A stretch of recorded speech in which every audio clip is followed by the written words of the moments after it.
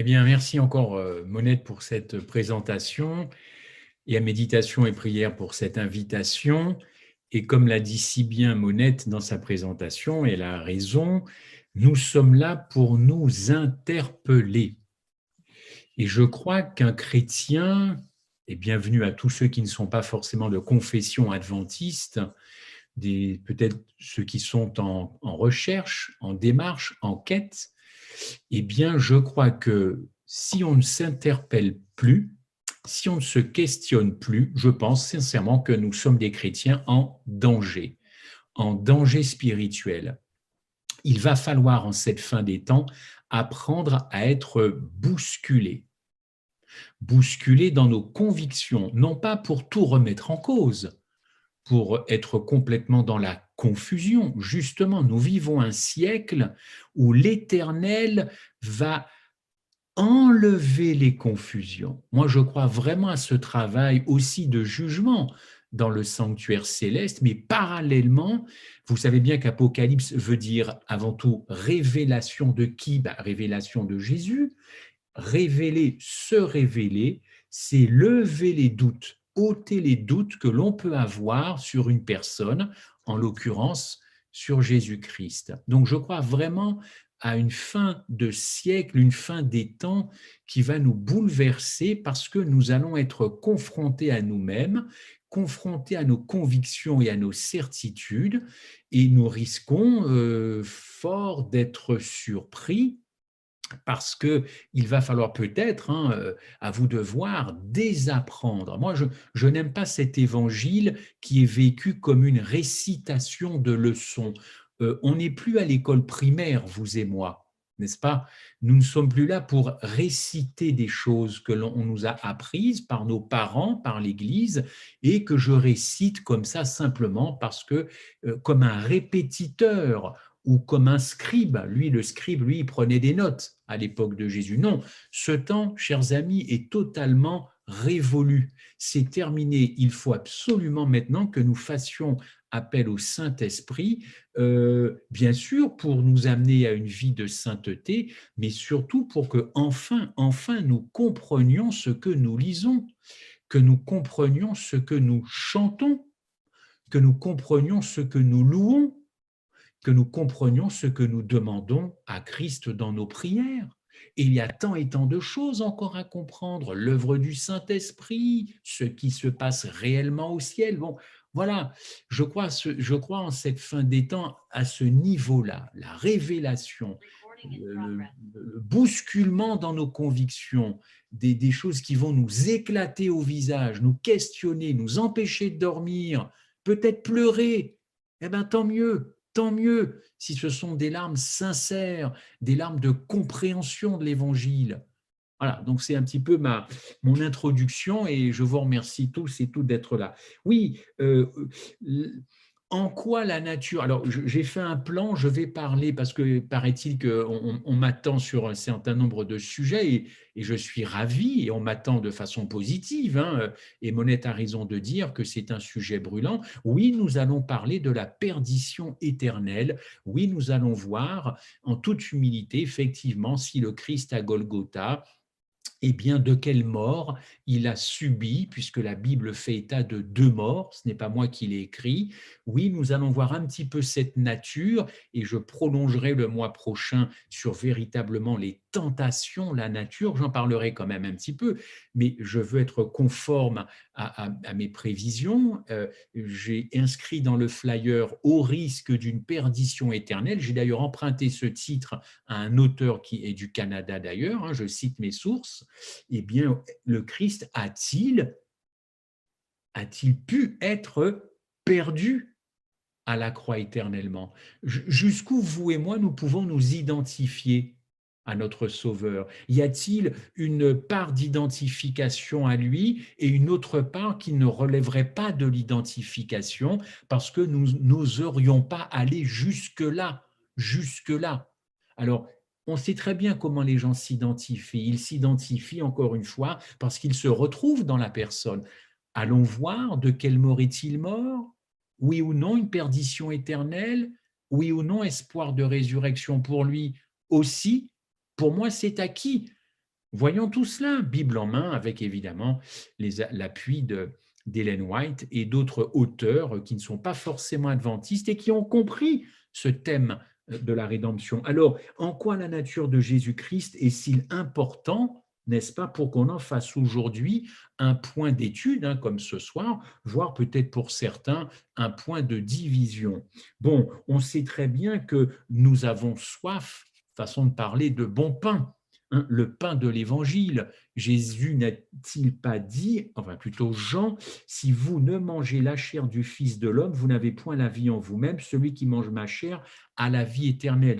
Ce fameux bon pain dont on aimerait se nourrir ainsi que l'Église, et comme dit l'apôtre Paul, cette piété pratique dont nous avons tous évidemment besoin. Alors, ceci dit, ce même apôtre qui a tant vécu, en tout cas de l'Évangile, et il n'y va pas par quatre chemins, la révélation de la piété dans la maison de Dieu, qui est l'Église du Dieu vivant, dit-il, repose sans contredit, hein, souligne-t-il, sur Christ. Cette piété repose sur Christ. On parle de réveil. Ben, ce réveil repose sur Christ, manifesté en chair, justifié par l'Esprit. Alors pourquoi on se priverait d'une nourriture d'un pain céleste, mais d'un pain correct, d'une nourriture céleste correcte, car vous savez que nous sommes environnés évidemment de fausses doctrines, d'influences de toutes parts. Même le pain classique que nous mangeons, cette baguette ou ce que vous voulez, on revient tristement, ce n'est même plus le pain d'avant. Hein, on fait même ce constat. Ben, le pain céleste, il a aussi été attaqué, il a été aussi bousculé par tout un tas de doctrines qui l'ont évidemment perverti. L'essentiel, je pense, quand on traite de la nature humaine, dans un premier temps avec vous ce soir, l'essentiel reste quand même de vivre quoi? Au fond, quand je parle de la nature humaine de Christ, je ne parle pas de sa nature divine. J'y reviendrai avec méditation et prière. Là, je m'attache à l'humanité du Christ, évidemment. Eh bien, ça reste quand même de vivre un processus de réconciliation. Quand vous parlez de la nature humaine de Jésus-Christ, pensez, ayez à l'esprit quand même qu'il y a une finalité à ça, la réconciliation. Si Golgotha, ce n'est pas de la réconciliation, entre autres, alors j'avoue que je ne sais plus trop à quoi sert Golgotha. Réconciliation que Dieu a voulu établir à travers la mort de qui? À travers la mort du Christ. Dans quoi? Dans le corps de sa chair, Colossiens 1, 21. Dans le corps de sa chair. Dieu a trouvé un corps où il puisse s'exprimer pour, avant tout, réconcilier le monde avec lui-même. Non pas que lui était fâché avec la race humaine, non, c'est la race humaine qui était évidemment, vous le sachez, qui était évidemment fâchée. C'est pourquoi le principal objectif de ces études, c'est quand même la finalité d'une certitude que nous sommes sauvés par un Christ véritablement profondément humain, le salut, et dans le salut, cette réconciliation. Madame White, d'ailleurs, encourage à nous atteler, et encore une fois, merci à Méditation et Prière de lancer, entre autres, cette série, parce qu'elle nous dit il faut que nous nous attelions au mystère de la nature du Christ. Voici ce qu'elle dit. Pourquoi? Parce que l'humanité, voyez, moi je suis dans les clous, hein, l'humanité du Christ est tout pour nous. Enfin, quand vous avez l'impression d'avoir tout perdu, mais vous avez tout gagné. Quand nous aurons l'impression à la fin des temps de tout perdre, nous avons tout en Christ. Elle le dit, l'humanité du Christ est tout pour nous, c'est la chaîne d'or qui relie notre âme au Christ et par lui à Dieu. Ceci doit être le sujet de nos études. Le Christ a été réellement homme. Il a prouvé son humilité en devenant homme. Dans sa chair, il était Dieu néanmoins. Quand nous abordons un tel sujet, et c'est le cas ce soir, eh bien nous ferions bien de prêter l'oreille aux paroles adressées à Moïse par le Christ près du buisson ardent. Ôte tes souliers de tes pieds, car le lieu sur lequel tu te tiens est une terre sainte. Exode 3, 5. Nous devrions entreprendre cette étude avec de l'humilité. l'humilité d'un apprenti et d'un cœur contrit. C'est mon cas, je l'espère. Et dans ce même passage, dans les témoignages pour l'Église, Ellen White précisera que l'incarnation de Jésus-Christ constitue un sujet d'étude offrant quoi? Un champ fructueux où le chercheur qui creuse profondément trouvera sa récompense. C'est ce que je nous souhaite. C'est ce que je nous souhaite. Alors avançons, si vous voulez bien, les pieds nus. Bon, c'est peut-être pas la meilleure époque pour être pieds nus chez soi, mais avançons les pieds nus et nous sommes quelque part sur cette terre sainte, n'est-ce pas, qu'est la nature du Christ. Oh, je veux croire que les anges sont heureux de voir que partout il peut y avoir des études bibliques sur la nature, non pas de leur sauveur, ils n'ont pas été sauvés, mais du sauveur de l'humanité. Je veux bien croire qu'ils sont tellement heureux et ils n'ont pas besoin d'enregistrer parce que leur mémoire est infiniment puissante pour dupliquer à volonté ce qu'ils entendront ce soir et ailleurs, je veux bien le croire. Je veux bien le croire. Alors oui, oui, oui, parfois polémique, oui, c'est vrai, ou indifférence, hein, pas forcément que des disputes. Il y a des gens qui se contrefichent d'étudier la nature humaine de Jésus-Christ, soit parce qu'ils sont totalement désintéressés, soit parce qu'ils pensent qu'ils ont fait le tour de la question. On peut également aussi esquiver ce sujet, tout simplement, face à la chair du Christ. Mais ce sont des attitudes qui attristent le Saint-Esprit, n'est-ce pas? Éphésiens 4:30. Éphésiens 4:30. Lui, l'Esprit qui nous révèle que Dieu nous a quoi? Réconciliés par la mort du Christ, ça on le sait très bien, on l'a appris, mais dans le corps de sa chair. Et oui, dans le corps, Dieu fallait qu'il trouve un corps. Mais quelle est la nature de ce corps? Est-ce qu'on est au clair sur la nature de ce corps alors qu'on a tant et tant de connaissances, tant et tant de ci et de ça? Clair, il nous a réconciliés, hein, Paul le dit en Colossiens, il nous a réconciliés par la mort du Christ dans le corps de sa chair. Colossiens 1:21, lisez ce texte. Alors, comment ne serait-il pas peiné, ce Saint-Esprit, de voir l'absence de débat, hein, à propos autour du corps de son Fils? Encore une fois, Jean 3,16, donné pour nous, donné pour nous. Et encore une fois, le diable est très habile pour nous pousser à ne pas étudier ça, à étudier autre chose parce qu'on pense que c'est la fin des temps, alors il faut plutôt prêcher ça que ça. Ouh là là là là là là, j'ai bien peur qu'on prenne de gros risques, hein, nous adventistes du 7e jour, concernant la fin des temps. J'ai bien peur que nous fassions peut-être plus de dégâts que de bonnes choses. Mais bon, c'est purement personnel. Et si je me trompe, tant mieux. Et si je me trompe, tant mieux. Tant mieux, tant mieux, tant mieux. Alors, oui, oui, la nature, on va voir ça un petit peu plus au clair. Le Saint, n'est-ce pas, Jésus-Christ, le Saint, dans Luc 1,35, il est appelé le Saint, c'est vrai. Le Saint enfant, dira l'ange Gabriel à Marie, il sera appelé le Fils du Très-Haut. Bon, donc c'est pas n'importe quoi, le Fils du Très-Haut. Sa nature révèle donc ipso facto de la paternité divine, hein, le Fils du Très-Haut. Bon, là, effectivement, on est assez haut. Très bien. Toutefois, le Seigneur Dieu lui donnera le trône de David, son père. Alors là, du coup, sa nature relève aussi d'une descendance de péché, celle de David. David était un roi, était un être humain comme vous et moi. David, selon la chair, donc pécheur, donc fils du Très-Haut, fils de Dieu, mais fils de l'homme, fils de David. D'ailleurs, plusieurs fois, on l'appelle dans la Bible, certains l'appellent fils de David, hein, notamment ce paralytique, ou plutôt cet aveugle. Il entend en tout cas passer fils de David, fils de David.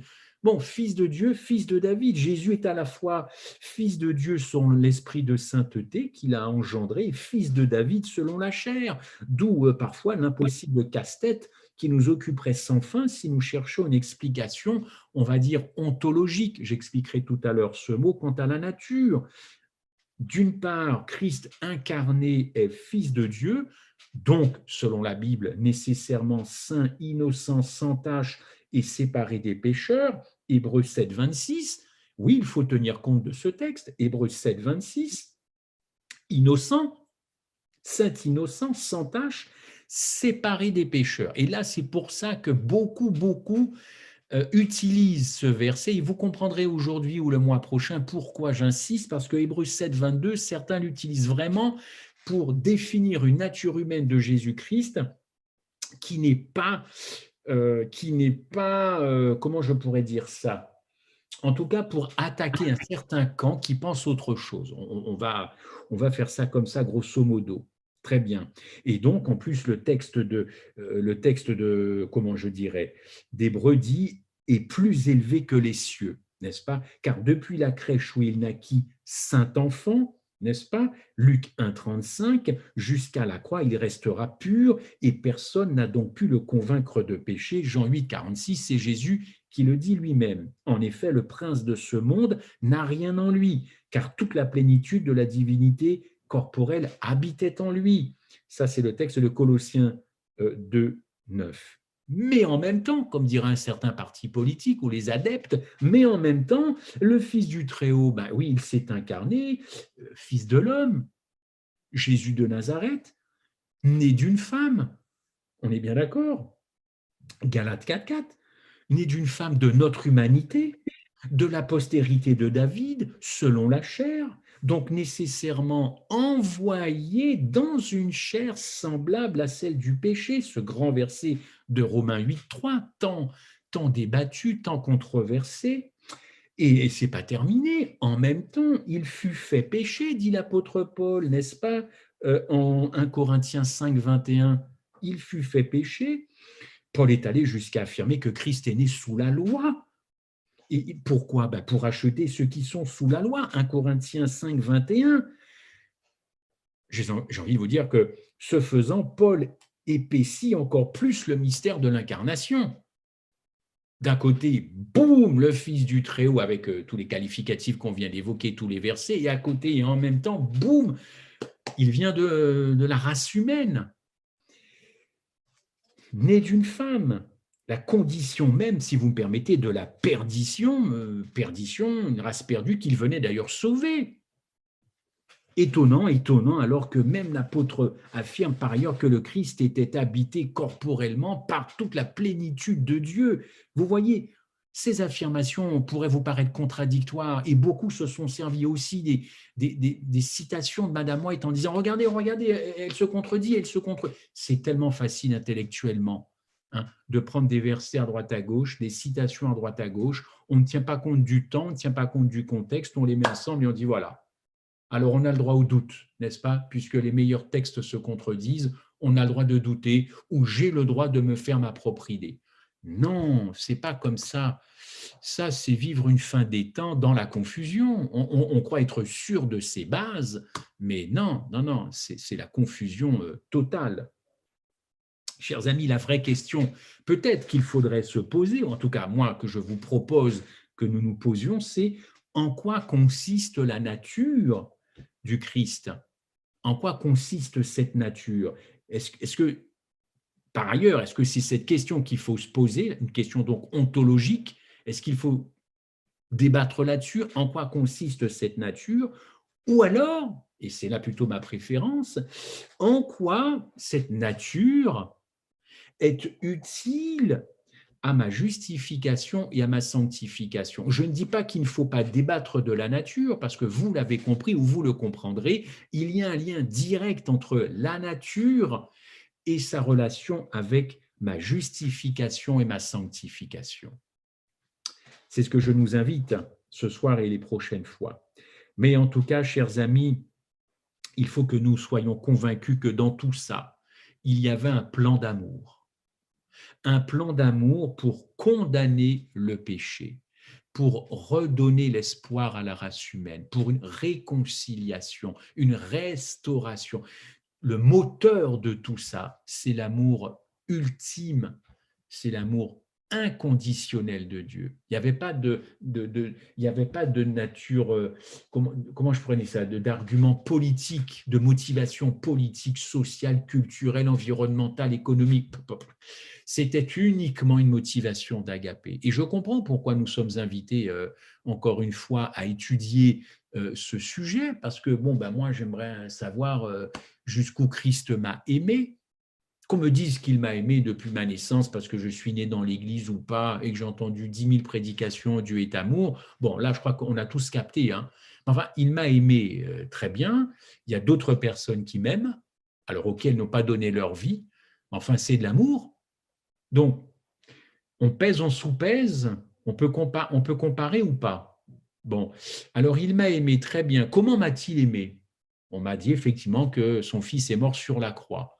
Bon, ok, je veux bien le croire intellectuellement, j'ai suffisamment de preuves scripturaires. Bon, très bien, mais maintenant, est-ce que ça percute ma vie? Est-ce que c'est de nature à changer complètement le sens de ma vie? Je crois bon qu'il nous faut nous poser ces questions-là plutôt que d'aller chercher des trucs pour attirer tout un tas de personnes.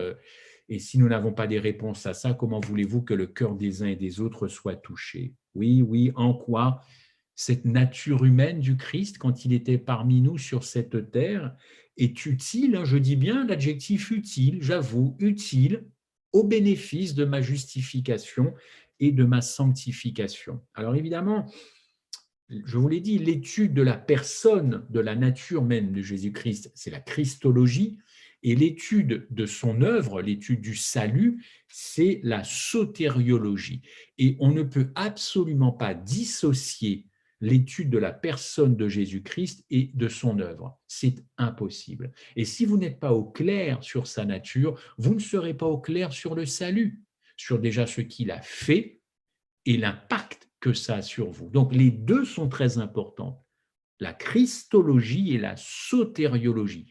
N'envisagez jamais de séparer ces deux choses, mais encore une fois, si vous n'avez pas compris et si vous n'êtes pas touché amoureusement par cette nature, eh bien tout le salut qui va avec, ça ne correspondra à presque rien, si ce n'est que vous aurez le sentiment d'être sauvé du péché et qu'il y a la vie éternelle, mais croyez-moi, le salut, c'est beaucoup plus que ça. C'est beaucoup plus que Dieu est venu sauver ma peau pour que je vive éternellement avec lui. Si c'est ça le salut, moi je préfère peut-être sûrement autre chose, parce qu'il y a quand même une vie à mener sur cette terre, n'est-ce pas? Et puis au ciel, si c'est juste encore pour voyager, et puis non, le salut ne se résume pas au sauvetage de la race humaine, enfin. Ça fait encore de nous le centre du salut. Voilà, ça y est, donc on retombe dans l'égocentrisme. Je suis l'objet de tout, je suis l'objet, le centre du salut. Non, il faut arrêter avec ça. On arrête avec ça. Le plan, la motivation, le but, condamner le péché. Ne pas condamner le pécheur, condamner le péché qui est dans le pécheur, n'est-ce pas? C'est la réponse. C'est la réponse de l'Évangile. Il y a beaucoup de textes. Hein. Il n'y a aucune condamnation, Romains 8,3, pour ceux qui sont en Jésus-Christ. Je passe par là avant d'arriver à la seconde mort pour que vous compreniez quand même un petit peu ce qui va arriver, parce qu'il faut quand même préparer un petit peu le pire. Entre guillemets, vous m'avez compris, mais on ne peut pas directement arriver dans la seconde mort si on n'a pas compris pourquoi Jésus est venu nous sauver et dans quelle nature il est venu nous sauver. Parce qu'il y a un lien, encore une fois, avec cette mort. Quelle mort? On va le voir. Mais sachez évidemment que l'homme charnel, et encore une fois, le Christ est venu aussi régler ça, l'homme charnel, nous ne savons pas aimer. Nous ne savons pas aimer parce que nous sommes tout simplement toujours esclaves de la loi du péché et de la mort. Alors oui, nous sommes baptisés, oui, nous savons beaucoup de choses et nous vivons l'Évangile. Je veux bien le croire, ce n'est pas là mon souci, mais je préfère encore me placer en situation de mendiant plutôt qu'en situation de parvenu de l'Évangile. Je suis baptisé, j'ai la science, c'est bon, je trace la route, c'est bon, Jésus revient. L'Ukraine, ça ne me fait pas peur. Je préfère être un véritable mendiant, ne pas tout comprendre, ne pas non plus faire semblant de ne pas comprendre, bien sûr, mais modeste, on la joue modeste. On a encore beaucoup de choses à comprendre et je suis du camp des pécheurs repentants qui ne comprennent pas toujours et qui veulent questionner le texte et questionner ses contemporains. Alors oui, cette loi du péché et de la mort qui rend impossible cette vie d'amour exigée par la loi morale de Dieu qui est l'agapé. Agapé, n'est-ce pas? L'agapé. Dieu a condamné le péché dans la chair, nous dit Paul. Nous dit Paul, la force même de la loi du péché dans la nature humaine est donc annihilée, privée. Il l'a fait, ça. Il l'a fait. C'est pas un truc qu'il va faire. Il l'a fait. Donc ça, c'est déjà positif. Je m'inscris dans ça. Privé de son pouvoir. L'égoïsme ne sera plus dominateur sur nous, tant mieux. Mais il y a encore du travail. En effet, la loi de l'esprit de vie en Jésus-Christ a délivré l'humanité des conséquences de cette loi. C'est fait. Alors pourquoi nous ne vivons pas en fonction de ça? Au fond, c'est aussi une autre question.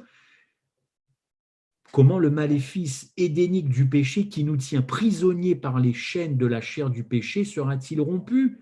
Par simple décision de Dieu? Non. Le processus même de cette libération peut paraître étonnant, bizarre, illogique. Non. Ça a été cassé, rompu parce que Dieu a envoyé son Fils dans une chair semblable à celle du péché. Que cette force du péché en nous, c'est-à-dire notre chair, sera condamnée. Ça, c'est la clé de voûte de l'enseignement de Paul et de tout le salut. Alors, dans son raisonnement, l'apôtre établit d'évidence un lien entre la nature du Christ et la justification par la foi, n'est-ce pas? Cette justification par la foi. Alors, pour faire vite, j'ai tellement de choses à dire. J'ai envie de vous dire que grosso modo, il y a deux camps. Il y a ceux qui pensent que le Christ a revêtu une nature humaine avant la chute d'Adam, quand il est venu, n'est-ce pas? Et puis l'autre camp qui pense qu'au contraire, Christ a revêtu sur lui, revêtir, n'est-ce pas? Sur sa nature divine, je précise les choses, il a revêtu, c'est du passé, sur sa nature divine, notre nature humaine, mais cette fois-ci pécheresse, c'est-à-dire après qu'Adam ait péché. Donc en résumé, soit vous pensez qu'il a revêtu sur lui la nature humaine sans péché, c'est-à-dire avant qu'Adam pêche, ou après qu'Adam ait péché. Deux camps. Alors, il y a un troisième camp. Bon, on va le voir si on a le temps. C'est une position intermédiaire. Alors, évidemment, avec toutes les conséquences que cela induit. On va y rentrer tout à l'heure avec quelques citations.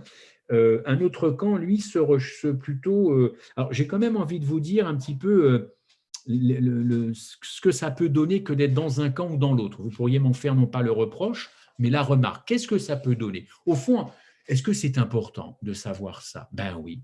Encore une fois, selon moi, un principe d'identification pour savoir réellement qui est mon sauveur.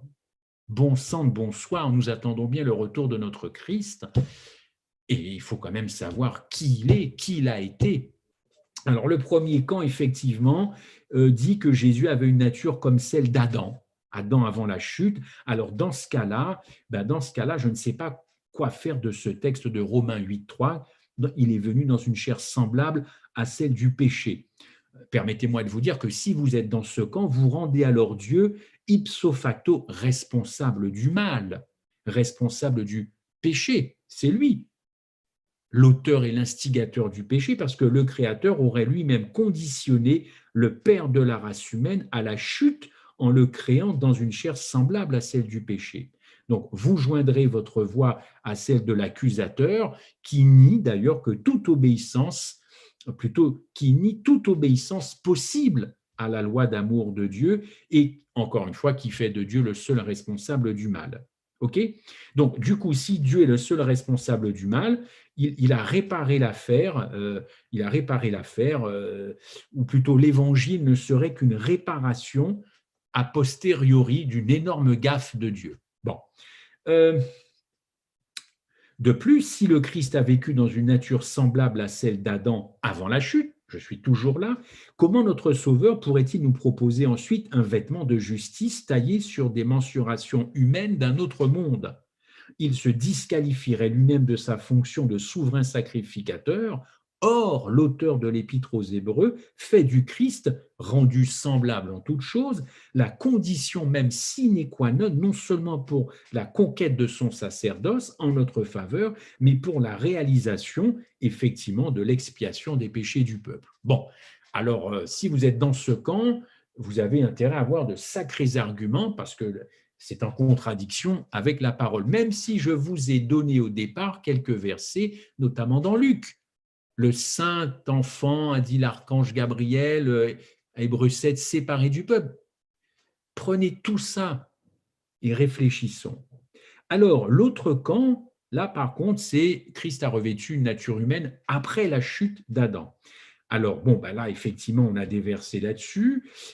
Attention peut-être à ne pas brûler trop les étapes, parce qu'effectivement, il ne faudrait pas prendre trop de raccourcis et peut-être aller trop loin et faire de Jésus-Christ un homme semblable à nous en toutes choses, un peu pour paraphraser le texte de Romains, un homme semblable à nous en toutes choses. Peut-être qu'il ne faudrait pas faire du Christ un être trop charnel, dégénéré ou vendu par le péché, comme disait l'apôtre Paul en Romains 7, 14. Posez-vous cette question, le Christ a-t-il été vendu au péché?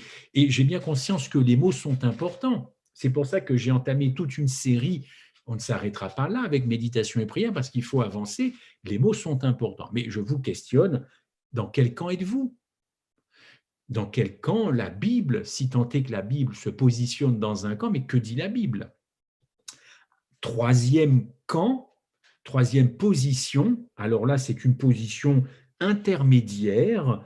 Il y a des gens, des chrétiens, des adventistes, des baptistes, des protestants, des méthodistes, je ne sais quoi, tout ce qui se termine en iste, pensent que pour résoudre ce mystère, pour être finalement ni dans un camp ni dans l'autre, avant la chute d'Adam ou après la chute d'Adam, ils ne veulent pas trop se mouiller, donc il y a une troisième voie intermédiaire. Alors voici ce qu'ils disent. Ils disent simplement que eh bien, Jésus n'aurait hérité de cette postérité du péché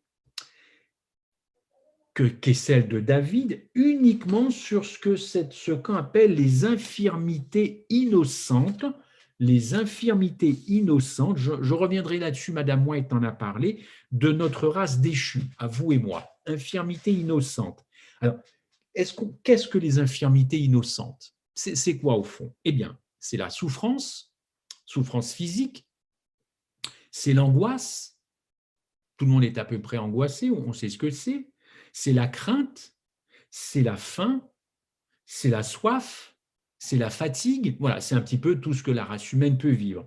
Voilà. Donc ces notions, bien qu'elles soient la conséquence du péché, ne sont pas condamnables. Peut-on condamner quelqu'un qui a faim et qui a soif et qui est fatigué? Non, n'est-ce pas?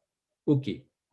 Alors la question maintenant qu'il faut se poser, le Christ n'a-t-il porté pendant 33 ans et demi que nos infirmités innocentes, c'est-à-dire avoir faim, avoir froid, avoir soif, être fatigué, être dans la crainte, être angoissé et souffrir physiquement et moralement? Est-ce qu'il n'a porté que ça selon vous pendant 33 ans? Bon, je pense que vous répondrez non. Il a porté bien plus que ça. Et nous verrons ça dans quelques minutes. Alors, ce camp, cette christologie, ce camp qui dit ni à gauche ni à droite, moi je vais au centre, c'est un terrain qui est miné. Je ne comprends pas pourquoi il ne parle que de ces infirmités innocentes, parce qu'au fond, quand Paul vient dire en Romains 8 que Jésus-Christ est venu condamner le péché dans notre chair, une chair semblable à celle du péché, alors à quoi cela servirait-il que Jésus-Christ ait porté seulement nos infirmités innocentes, alors que le plan de Dieu était quand même beaucoup plus vaste, qui est-elle de détruire la puissance du péché? Peut-on résumer le péché à la faim, la soif, la crainte, l'angoisse et la fatigue? Je pense que non. Peut-être que vous avez d'autres réponses, mais le péché peut-il se résumer à cela? N'est-ce pas? Je crois comprendre quand même qu'il est dit dans la Bible que Jésus-Christ est venu détruire les œuvres du diable. Je vous pose à nouveau cette question. Peut-on restreindre les œuvres du diable à la faim, la soif, l'angoisse, la souffrance? On est bien d'accord, n'est-ce pas? Donc, ces infirmités innocentes, là, au fond, si c'est ça, eh ben, ça constituerait simplement un petit handicap, quoi, finalement. Si le péché, ma vie de pécheur, ma nature se résume à ça, avouez que ce n'est pas un grand handicap, n'est-ce pas? Parce qu'au fond, l'angoisse, je peux essayer de m'en départir. La fatigue, compliqué de ne plus être fatigué jusqu'à la fin des temps.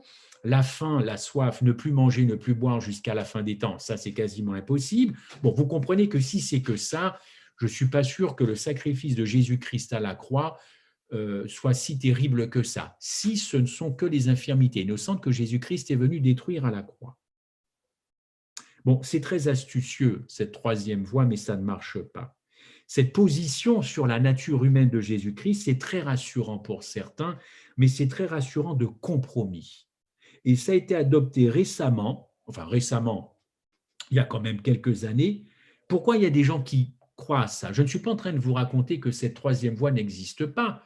Questionnez peut-être vous autour de vous, amenez un petit peu le terrain et voyez ce que vos frères, vos sœurs, vos amis chrétiens dans d'autres dénominations pensent de la nature humaine de Jésus-Christ. Moi, je parle, mais vous, sur le terrain, allez questionner vos amis. Moi, je le fais aussi, hein, et c'est pour ça que je peux en parler. Et voyez s'ils ne vous ressortent pas un petit peu, pas forcément sous ce titre des infirmités innocentes, mais qu'ils vous disent, oui, effectivement, Jésus est venu sauver la race humaine, mais en lui, on n'a trouvé que ça, parce que comme il était saint et pur et séparé des pécheurs, il ne pouvait pas y avoir autre chose que ces infirmités innocentes.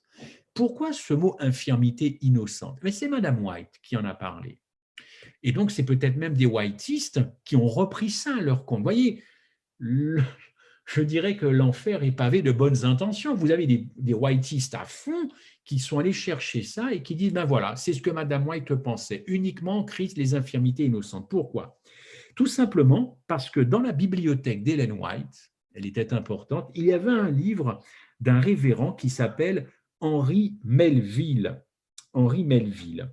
Et Henry Melville, il avait écrit un bouquin, et ce bouquin se trouvait dans la bibliothèque de Madame White. Je le dis en anglais pour vous montrer que je parle anglais. Alors, c'est The Humiliation of the Man Christ Jesus. Alors, c'est très facile, c'est l'humiliation de l'homme Jésus-Christ. On a trouvé dans sa bibliothèque ce livre-là.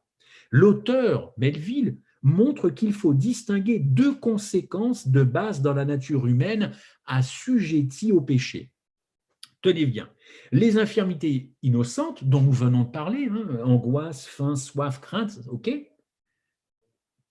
et les propensions au péché. Lui, il pense qu'il faut faire le distinguo dans la nature de Jésus-Christ quand il était sur terre. Deux trucs, les infirmités innocentes et les propensions au péché. Vous saisissez, pour Melville, qui était un révérend protestant, il a dit, ben voilà, Jésus-Christ n'avait sur terre que les infirmités innocentes et il n'avait absolument pas des propensions à pécher. N'est-ce pas? Donc, certains se sont saisis du fait que Madame White avait lu le livre, qu'elle avait parlé de ça. Du coup, ils en ont fait une théorie de Madame White. Vous comprenez que c'est très facile, évidemment, de faire ce chose-là. Alors, Adam n'avait ni les unes ni les autres avant sa chute. On peut comprendre, il était pur, il sortait des mains du Créateur. Très bien, précise Melville. Par contre, nous, humains, pécheurs, nous avons hérité des deux, des infirmités innocentes, oui, c'est vrai, il a raison, et des propensions au péché, oui, c'est vrai, Melville a raison.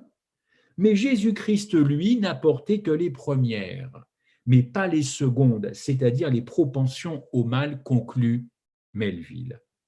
Oh, les protagonistes d'une telle thèse pensent que Madame White avait confirmé cette christologie dans une lettre.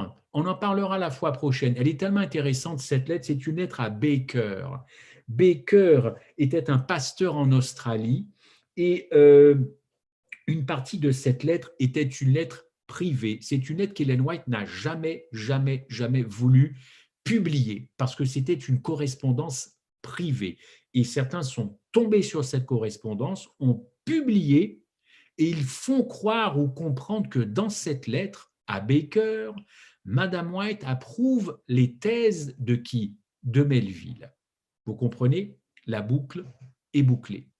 Alors j'en parlerai la fois prochaine, mais croyez-moi, elle n'a pas confirmé cette Christologie. Elle recommande d'ailleurs plutôt, à juste titre, de ne pas faire de Jésus-Christ un homme comme nous. Certes, il ne pouvait avoir, utilisant la même expression que Melville, les propensions au mal, on verra ça, n'est-ce pas? Mais on en a déduit alors que le Christ n'avait reçu que les infirmités, voilà, que les infirmités innocentes, n'est-ce pas? Mais Madame White n'a jamais dit ça. Madame White n'a jamais écrit et dit que le Christ sur terre n'avait que les infirmités innocentes et qu'à Golgotha, Christ est mort uniquement que pour les infirmités innocentes. Et puis, on ne peut pas non plus déduire que tout simplement parce qu'on trouve un livre dans une bibliothèque, que forcément le propriétaire de cette bibliothèque est en accord avec tous les livres. Si vous veniez chez moi, il y a des livres, vous vous diriez, mais qu'est-ce que ces livres-là font chez toi? Parce que je lis tout, j'essaie de tout lire. Donc j'ai des livres qui ne sont pas que chrétiens et j'essaie de voir un peu ce que pensent les autres. Donc si c'est ça, alors, bon, ben, alors on est quand même mal parti, évidemment. Très bien. Chers amis, alors nous réfléchirons la fois prochaine que si le Christ n'avait porté que ses infirmités innocentes, au passage, pourrait-on dire que la nature de notre vieil homme, toujours l'apôtre Paul, se limite à ses seules caractéristiques, ma foi, bénignes, avouons-le. Est-ce que ces infirmités innocentes mériteraient alors d'être crucifiées avec Christ, comme Paul nous le dit, et comme il le dit lui-même pour lui-même, n'est-ce pas, à Golgotha? Est-ce que ces infirmités innocentes auraient fait de la croix une malédiction? Alors Christ aurait été maudit uniquement sur la faim, la fatigue, la soif, l'angoisse, la crainte. Vous l'avez compris, c'est pas sérieux. C'est pas sérieux, mais ça existe chez certains. Et certains sont sincères dans cette conviction. Sincères. Ça vient en plus de l'esprit de la prophétie. Donc, vous comprenez que nous vivons un temps de confusion, comme ce n'est pas possible. Alors, je vous pose la question, par quel Judas, je ne sais pas faire un jeu de mots, regardez-vous la nature ou la lorgnette, la nature de Jésus-Christ. Encore une fois, n'oubliez jamais qu'il faut revenir à la finalité sotériologique de l'incarnation. Quel était le but de l'incarnation? Réconciliation, oui, bien sûr. Paul affirme que notre vieil homme a été crucifié avec lui dans un double but, crucifié avec le Christ dans un double but, afin que le corps du péché fût détruit, le corps du péché, condamner le péché, ça c'était vraiment quelque chose qu'il fallait réaliser pour Dieu, évidemment, pour que nous ne soyons plus quoi? Esclaves du péché. On ne peut pas dissocier la sotériologie, ce que Christ a fait à la croix notamment, du péché. On est bien d'accord, je prêche à des convaincus, nous méditons sur quelque chose que j'espère vous êtes au clair, bien sûr. Donc gardons évidemment cela à l'esprit parce que c'est un peu ce qui va nous relier à la nature. S'il est venu détruire le péché, vous l'avez compris, et j'espère que vous êtes dans le bon camp, dans quelle nature il est venu détruire le péché? Est-ce que c'était une nature étrangère au péché? Ou est-ce que c'était une nature similaire au péché? Et si c'était le cas, jusqu'où est-il allé? Non pas dans le péché, mais pour le pécheur. Parce qu'alors là, chers amis, là, ce n'est plus des choses intellectuelles. C'est véritablement le poumon de l'Évangile. C'est ce qui va nous faire tenir, vous et moi, à la fin des temps. Si nous ne sommes plus attirés par ça, bon, ben nous sommes des chrétiens de nom, hein. Mais si ça ne vit pas en nous, ça, si ça ne vous intéresse pas, si ça n'intéresse pas le peuple chrétien à la fin des temps, s'il préfère aller voir ailleurs sur des sujets plus excitants, a toujours donné son avis sur tout un tas de choses, sur des guerres, sur des ci, sur des ça, sur des pandémies. On en a vu des commentaires et des commentaires. Vous voyez, il n'y a plus que ça qui intéresse le peuple chrétien maintenant. La chrétienté, elle a mis la croix de côté, la chrétienté. C'est du passé. C'est du passé. Mais c'est mortel.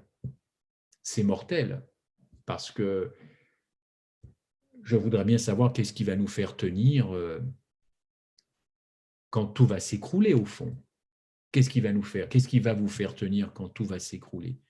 On viendra vous chercher, vous porterez plainte, vous irez devant monsieur le juge, il n'y aura plus d'avocat pour vous défendre, il n'y aura que des juges contre vous, donc la voie de la justice oubliée. Votre voisinage, il saura quelles sont vos convictions, il ne les partagera pas. Hein. Comptez pas sur eux. Votre famille, je crois que la Bible est très claire. Hein. Certains on se sentira abandonné, peut-être même les premiers à nous attaquer, ce seront nos propres familles. Oubliez.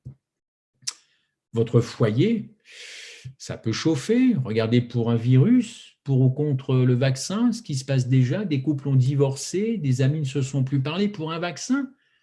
Alors, a fortiori, pour un jour d'adoration ou pour une sainteté de vie, vous ne rêvez pas, j'espère. J'espère que vous ne rêvez pas.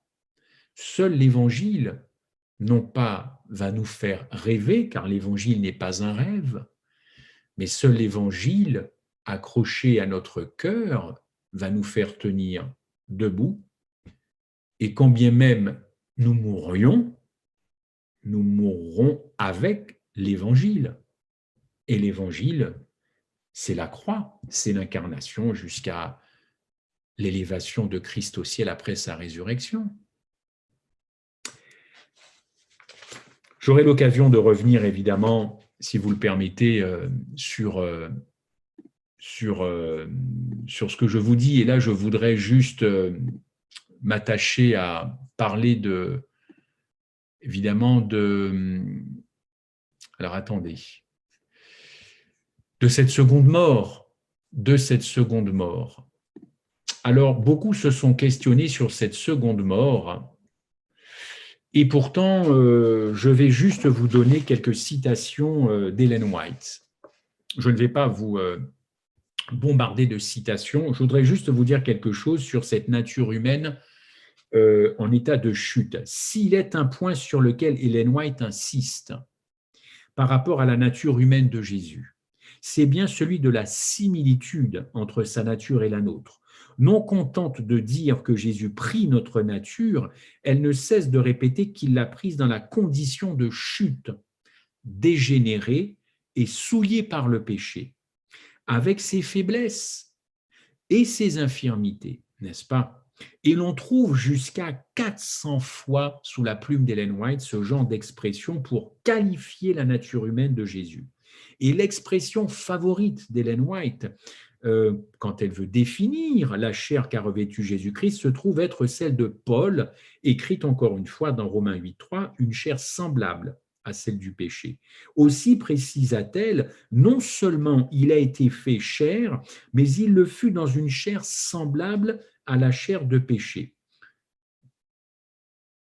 De même, dans un autre passage, et se servant du texte de Philippiens 2.7, où il est écrit que Jésus devint semblable aux hommes, vous voyez quand même, hein, Paul est très très persévérant là-dessus, elle remplace cette expression par celle plus précise de Romains 8.3, ce qui donne la déclaration suivante, Jésus-Christ s'est dépouillé lui-même, vous savez, en prenant la forme d'un serviteur, et il fut fait dans la ressemblance, elle a piqué, ressemblé à Romains 8.3, et elle l'a mis dans un passage de Paul. Le texte de 2 Corinthiens 5.21 apparaît souvent aussi sous la plume d'Ellen White. Il précise également que celui qui n'a pas connu le péché a été fait péché pour nous. C'est pas rien de devenir péché, enfin. Quand on n'a jamais été pécheur et qu'on n'a jamais connu le péché, et je deviens péché, moi, le Fils de Dieu, le Fils du Très-Haut, mais c'est terrible de devenir quelque chose qu'on n'a jamais été. Eh bien, c'était le cas pour le Christ. Or, ce texte n'est pas seulement interprété par Ellen White en relation avec l'expérience de Gethsémani et de la croix par substitution vicaire, elle emploie aussi « fut fait péché », Paul, Galate, fut fait péché à l'occasion de son entrée dans le monde. Christ est entré dans un monde de péché. Et donc, lors de la tentation dans le désert, pareil, et tout au long de sa vie, ce fut une réalité dans la nature humaine de Jésus-Christ, n'est-ce pas? Le Christ porta les péchés et les infirmités de la race tels qu'ils existaient au moment où il vint effectivement sur cette terre pour aider l'homme, par amour, pour relever, dit-elle, l'homme déchu. Le Christ devait descendre au niveau de l'homme déchu. Il prit donc la nature humaine, il s'est chargé de toutes les infirmités, et pas que des infirmités innocentes, vous l'avez compris, et de toute la dégénérescence de la race humaine depuis l'Éden, la dégénérescence. Il a pris ça sur lui, dans son corps, sur sa nature divine qui était-elle sainte, précisons-le, la dégénérescence. Aimeriez-vous être un être dégénéré? Moi, je me rappelle quand j'étais plus jeune en Guadeloupe, quand on parlait des Saintois, peut-être qu'il y a des frères et sœurs des Antilles, quand on parlait des Saintois, les habitants des Saintes, moi, quand j'étais tout gamin au collège, on disait toujours que c'était des dégénérés parce qu'ils s'étaient mariés entre eux, entre cousins, entre frères et sœurs, après effectivement être venus de Bretagne. On les qualifiait de dégénérés. Alors, c'était une sale réputation qu'on leur faisait. Ben, Christ, il a embrassé, il a aimé, permettez-moi de vous dire ça, cette dégénérescence de la race. Lui qui ne connaissait aucun péché, il devint péché pour nous.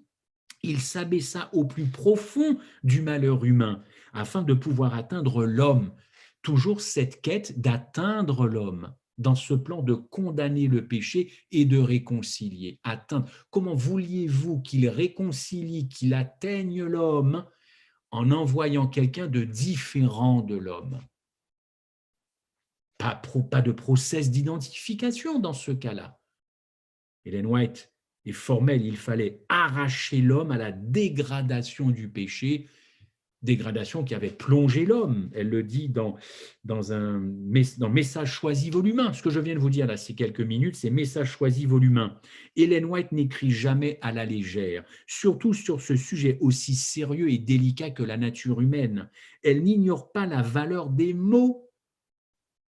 Et ce qu'elle dit, elle l'exprime simplement dans un langage qui n'a pas de double sens. C'est pourquoi l'attaquer en disant qu'elle se contredit, c'est véritablement un esprit tordu, je le pense, car elle connaissait la valeur des mots.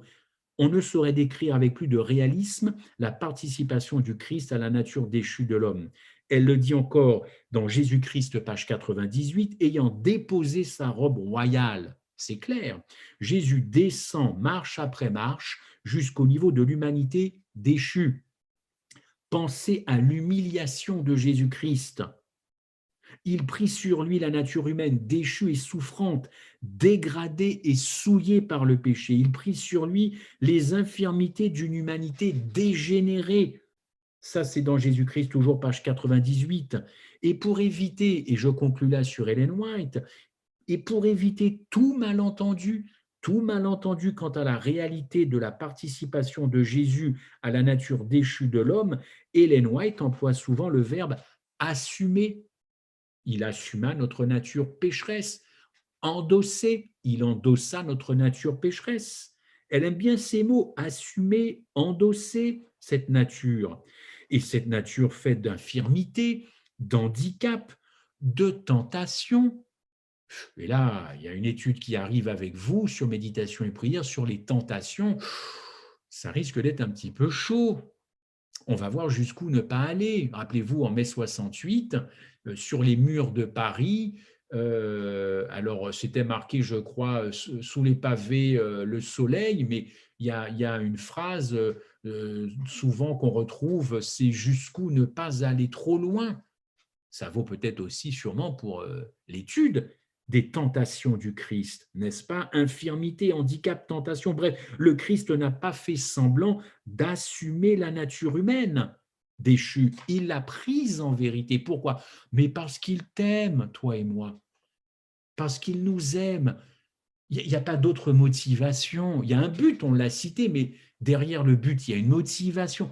Parce qu'il nous aime et qu'il ne conçoit pas de vivre sans nous.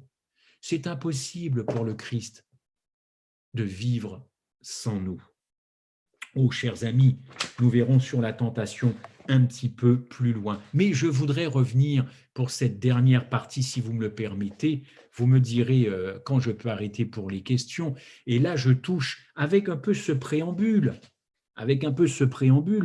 j'espère qu'il vous a fortifié en tout cas, cette, cette, cette seconde mort.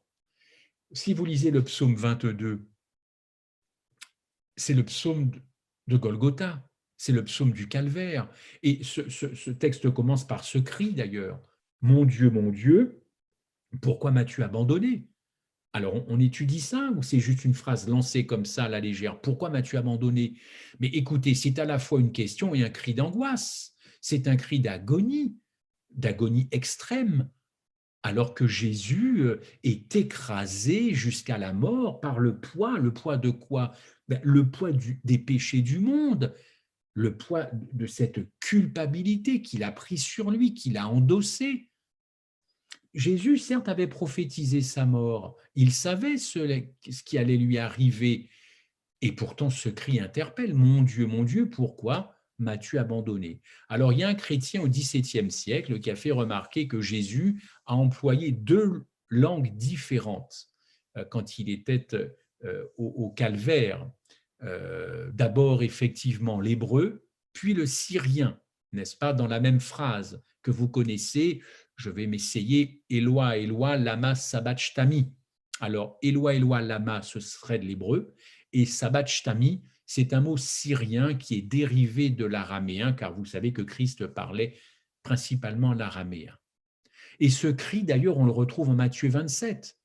Et vers la 9e heure, rappelez-vous, Jésus s'écria d'une voix forte, Eli, Eli, lama sabachthani, c'est-à-dire, mon Dieu, pourquoi m'as-tu abandonné? Mais avez-vous étudié ce que c'est que ce verbe abandonner? On abandonne un animal. L'été, au bord des autoroutes, on peut abandonner une mauvaise habitude, mais abandonner dans ce contexte-là, mais c'est terrible parce qu'en grec, ce mot abandonner, c'est eg kataleipo. Et qu'est-ce que ça signifie, eg kataleipo? Ça signifie laisser totalement seul. Ça, on peut le comprendre, abandonner, laisser totalement seul, totalement abandonné, isolé. Autrement dit, Christ était totalement isolé, seul à la croix. Et à ce moment-là, Christ, effectivement, ne ressentait plus la présence de son Père, puisqu'il le dit lui-même, et tu t'éloignes, un petit peu plus loin dans les versets psaume 22, pour ceux qui nous rejoignent, et tu t'éloignes sans me secourir, sans écouter mes plaintes. Donc, Christ ressent un éloignement. Il se sait isolé et il ressent un éloignement de son Père. Au verset 5, on constate que Jésus-Christ englobe toute l'histoire de son peuple, puisqu'il dit « En toi se confiaient nos pères, et tu les délivrais ». Donc Jésus est juif. À ce moment-là, il parle de son peuple, n'est-ce pas? Il se rappelle d'ailleurs la manière dont Dieu, son Père, les avait conduits dans le passé, et il place les circonstances de cette histoire en parallèle avec ce qu'il vit sur la croix. Tu t'es occupé de nous, maintenant tu ne t'occupes pas de moi. Au verset 10, nous lisons cette fois l'histoire personnelle de Jésus, comment il était protégé dans la famille humaine. Tu m'as fait sortir du sein maternel de Marie et tu m'as mis en sûreté sur les mamelles de ma mère. La King James dit, tu m'as mis en sécurité sur les mamelles, sur les seins de ma maman. Darby dit, tu m'as mis en confiance. Ici, allusion est faite à la vie de Jésus et à sa naissance, évidemment, qui était menacée par qui vous savez, le roi Hérode. Dès le sein maternel, tu m'as mis sous ta garde. Donc, tu protèges, tu as protégé le peuple juif, tu as protégé nos pères, nos patriarches. Et à ma naissance, tu me protèges, et là, tu ne me protèges plus. Dieu, pourquoi m'as-tu abandonné? Mon Père, pourquoi m'as-tu abandonné? Le Christ se sent seul. Les versets 11 et 12, ne t'éloigne pas de moi quand personne ne vient à mon secours. Ou plutôt, oui, ne t'éloigne pas parce qu'il se sent seul. Bien sûr, au pied de la croix, il y a Marie, sa mère. Bien sûr, il y a Jean le disciple bien-aimé et les deux autres Marie, Jean 19, 25. Mais le Christ ressent une profonde solitude. Mais les démons, eux, ils sont bien là. Le Christ le sait. Et les démons vont passer leur temps à dire au Christ de descendre de la croix. Et ces démons, parce que là, Satan avait réuni tous les démons. Depuis l'Éden, depuis le ciel, tous les démons étaient au pied de la croix. Parce que ces démons sont décrits, excusez-moi, décidément, ces démons sont décrits à l'image des bêtes furieuses qui cherchent à le mettre en pièces. Comment le sait-on? Le texte est là, les taureaux de Bazan. Les taureaux de Bazan m'environnent. Les taureaux de Bazan, ce sont les démons. Ils ouvrent contre moi leur gueule, autrement dit, ils veulent me dévorer. Sentiment de solitude, présence démoniaque, où était le Père? C'est un aspect qui n'est pas très apprécié des chrétiens. Nous ne voyons que le sang qui a coulé, mais moralement, pourquoi on n'étudie pas moralement ce qui s'est passé dans la tête de Jésus? Parce qu'on a peur de faire de la psychologie et la psychologie moderne a rejeté Dieu. C'est trop facile de ne s'intéresser qu'aux détresses, aux souffrances physiques et moralement, parce que nous n'avons pas parfois des baisses de morale, non? Alors lui, il ne devait pas en avoir, fils de Dieu, il ne peut pas déprimer, pas de burn-out chez Jésus-Christ. Ben non, quand même pas. Oui, posez-vous cette question, pourquoi dit-il tout cela? Est-ce que c'est juste de la poésie? Dans l'heure la plus sombre, quand Christ traversait les plus grandes souffrances que Satan pouvait infliger à son humanité, son Père détourna de lui son regard d'amour. C'est moi qui dis ça? Non, c'est Madame White. Vous avez bien entendu? On va relire. Dans l'heure la plus sombre, ça vous pouvez comprendre, quand Christ traversait les plus grandes souffrances que Satan pouvait infliger à son humanité, son Père détourna de lui son regard d'amour, de réconfort et de pitié. Prenons ça si nous pouvons, n'est-ce pas? Durant cette épreuve, son cœur se brisa. Manuscrit Released. Durant ces sombres heures de l'après-midi, le Père était aux côtés de son Fils.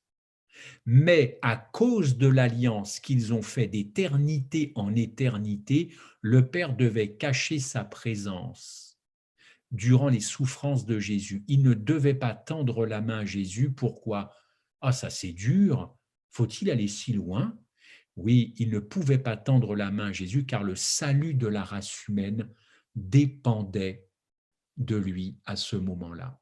Il devait exercer une divine et infinie retenue pour maîtriser son infini et divin désir de secourir, oui, son Fils effrayé et souffrant, avec qui il avait partagé l'éternité passée. Jésus ne devait avoir aucune conscience de la présence du Père, ni du lien éternel d'amour qui les unissait éternellement, parce que Jésus mourait de la mort des pécheurs, de cette seconde mort, sans aide ni espoir. L'amour divin du Père pour vous et moi, oui, l'amour divin du Père pour vous et moi l'a empêché de prendre Jésus dans ses bras en lui assurant qu'il était à ses côtés durant cette épreuve, à l'heure où il en avait le plus besoin.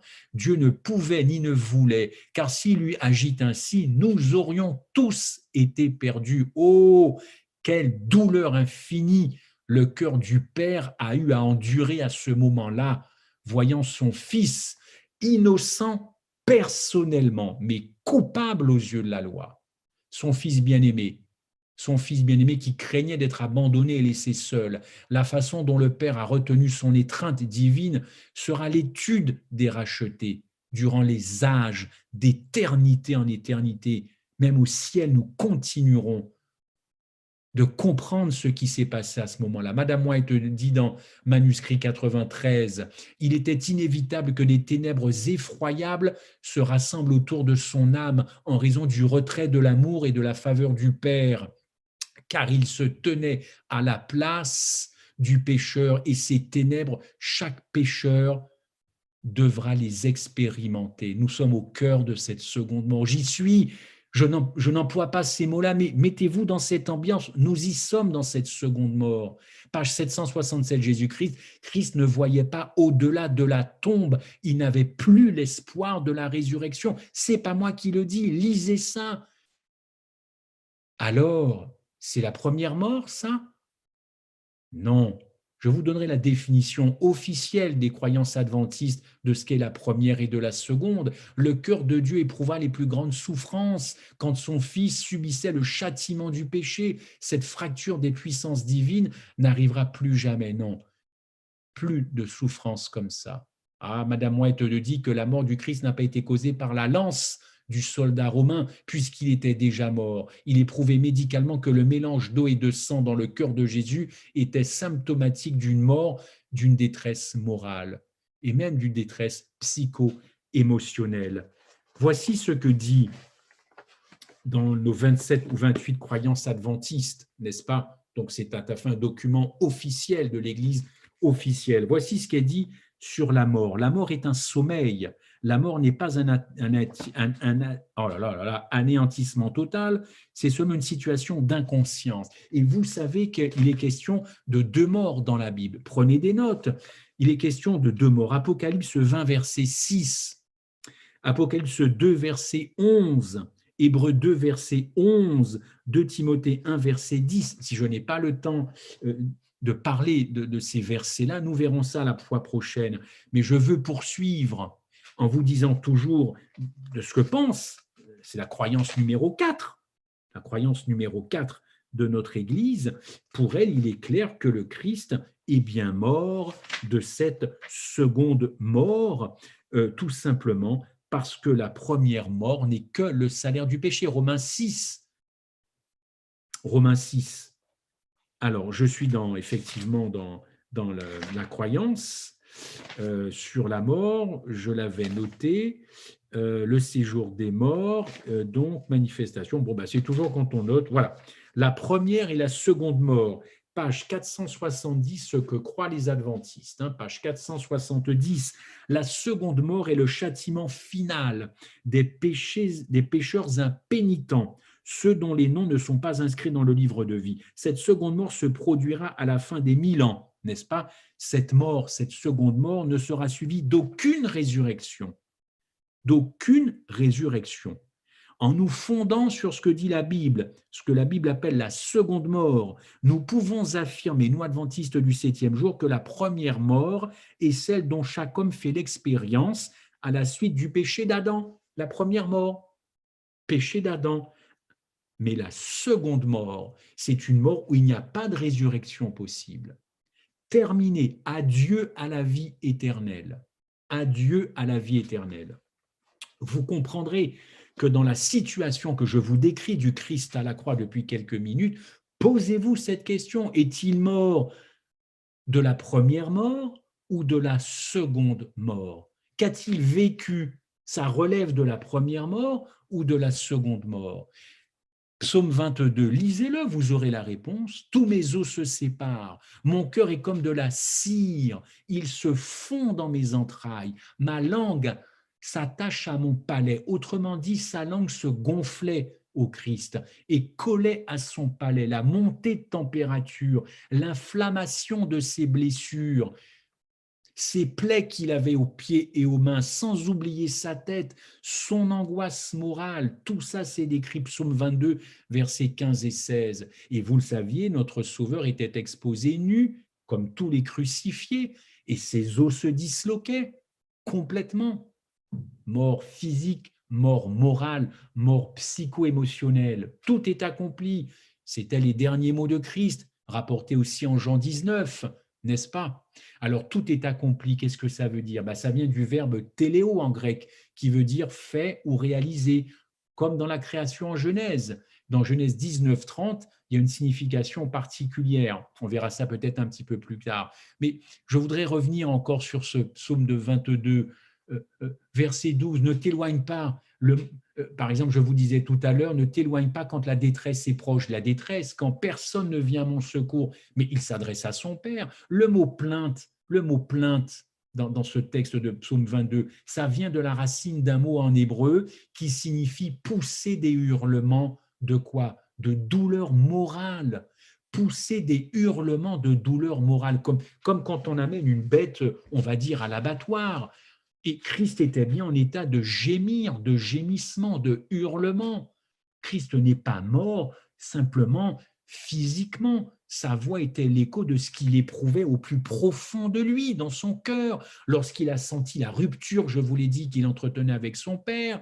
Et si on pousse encore l'étude, verset 15, « Mon cœur est comme de la cire ». Qu'est-ce que vous faites de ce verset? Pourquoi on ne l'étudie pas, l'étudie plus? Mon cœur, c'est comme de la cire. Mais pourquoi? Parce que le péché qu'il porte en lui le brûle. Le péché le brûle. Concrètement, le péché brûle. L'a brûlé, ça dissout son esprit, ça dissout ses os qui se disloquaient, ne serait-ce que physiquement, parce que quand on est sur une croix, avec la poussée, je ne suis pas physicien, mais avec la poussée, on est retenu, il y a un problème. Il y avait le feu dans le corps du Christ, il était affaibli, le péché finit par dissoudre le système nerveux, il fait fondre le système nerveux. Regardez tous les gens qui ont toutes sortes d'addictions, le péché finit par les détruire, le péché finit par les brûler intérieurement. Je suis un ancien fumeur, je me brûlais intérieurement et j'en suis sorti grâce à Dieu. C'est ça ce verbe, plainte. Mon cœur est comme de la cire. Le Christ a ressenti une culpabilité terrible, la honte d'être nu. Dieu nu. Dieu nu sur une croix. On dit que c'est le Fils de Dieu. Eh bien, matérialisez-le dans votre tête. Dieu était nu sur une croix. Ça choque, c'est gênant. Et vous pensez que lui, ça ne l'a pas gêné d'exposer ses parties génitales comme ça pendant 3 jours et 3 nuits devant tout le monde, devant sa propre mère. Jésus était un adulte quand il s'est retrouvé nu devant sa mère. Désorientation de l'Esprit de Dieu, condition de désorientation. Ses pensées étaient atteintes quand il ressent cette culpabilité, cette honte. Désorientation dans le sens de troubles extrêmes. Pourquoi? Parce que le péché bousille la vie d'un homme. Le péché tue. Et pourquoi le péché n'aurait pas tué le Christ? Le péché a consumé au sens propre comme au sens figuré l'être qui était Jésus-Christ. C'est l'expérience de l'étang de feu dont je suis en train de vous parler. Nous sommes au cœur de cette seconde mort. Et cette seconde mort, elle se vit quand on est vivant. Vous vous êtes déjà interpellé, la seconde mort, qu'est-ce que c'est et quand on la vit? Eh bien, on la vit quand on est vivant, pas quand on est mort. Car le Christ était bien vivant quand il a éprouvé tout ça. Apocalypse 20, l'enfer a rejailli sur Jésus-Christ avec une violence au risque d'une perdition éternelle, au risque d'être perdu éternellement pour toi. Mon Père s'est séparé de toi par amour pour toi. Mon cœur brûlait comme de la cire par amour pour toi. Mes os se disloquaient par amour pour toi. Je n'avais plus l'espoir d'une résurrection par amour pour toi. Je ne voyais plus au-delà de la tombe par amour pour toi. Ça fait sens, ça résonne encore pour nous, chrétiens adventistes du XXIe siècle, en cette fin des temps.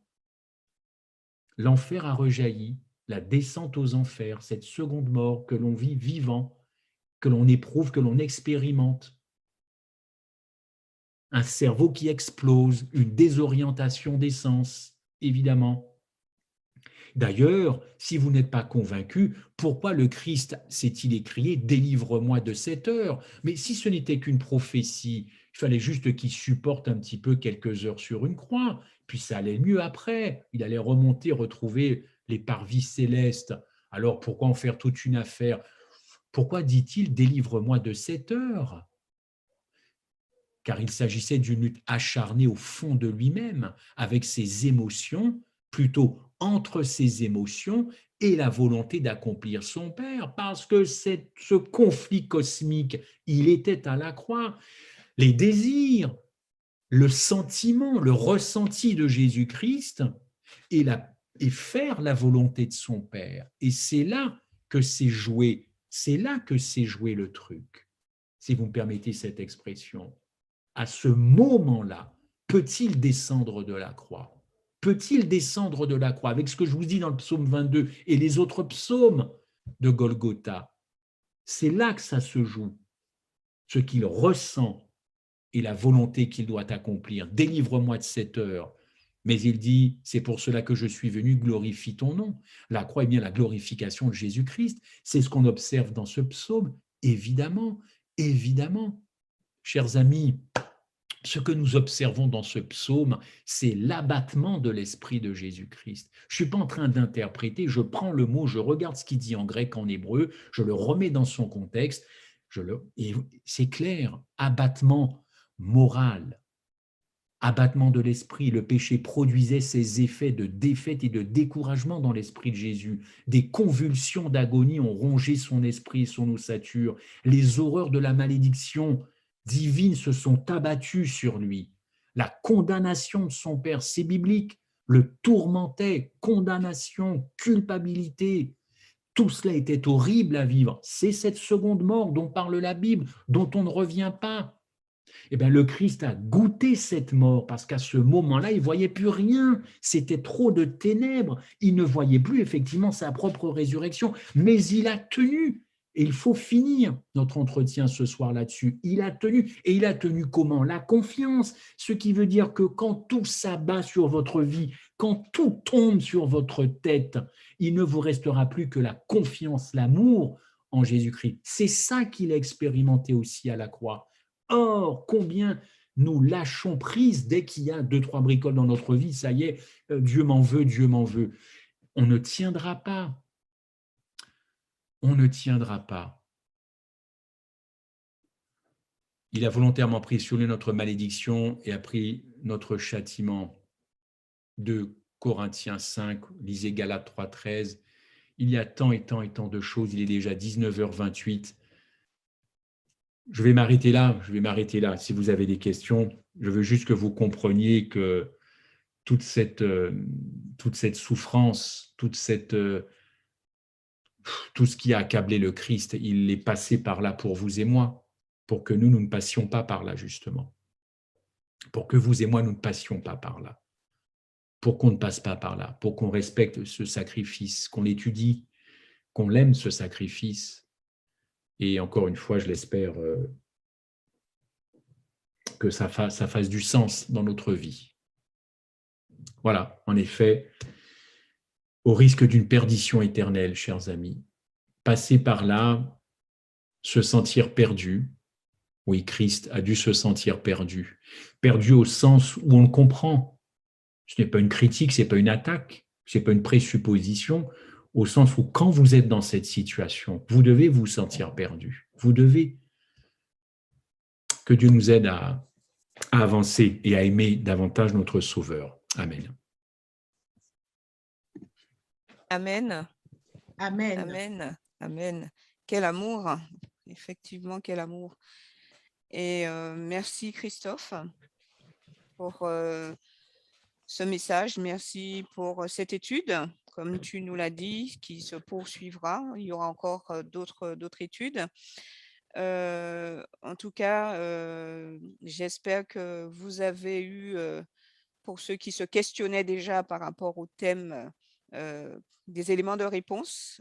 Le moment est venu pour les questions. Il y en a déjà 2-3 questions dans le chat. Donc, à moins qu'il y en ait qui veulent les poser directement, mais je vais déjà te poser les questions recueillies dans le chat. Donc, la première question, bonsoir à tous. David dit dans le psaume 51 qu'il est né dans l'iniquité. Donc, Jésus est par naissance fils de David. Oui. Alors, comment expliquer que Jésus